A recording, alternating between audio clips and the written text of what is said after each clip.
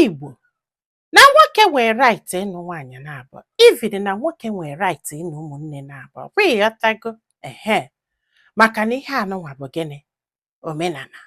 Na ihe a chọrọ ịma bụ ma enwee right ịnụ nwanne na-abụ dịka di, ịghọta kịta na o nwee ka o si wee dụ. Na ife a chọrọ ịma bụ nwaanyị o nwere right, o nwere any circumstances ga-eme nwaanyị ka ọ nụọ ụmụnne na-abụ. Ọ bụrụ na ofu nnuo, maybe nụsi onye nke a mesịa nụ onye nke a, ịghọta, mana fana abụ nọsi ndụ.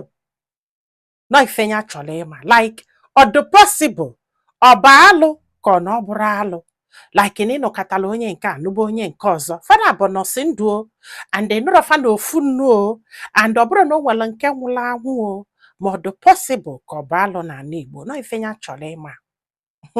Ụmụnne m nke karị m o. So amarọ m ma ọ bụ alụ ma ọ bụrụ alụ, na unu kwuo kịta wee nwee ike wee malụ. Ndị be anyị, daalụnụ ka ọ dị n'ụbọchị ọzọ.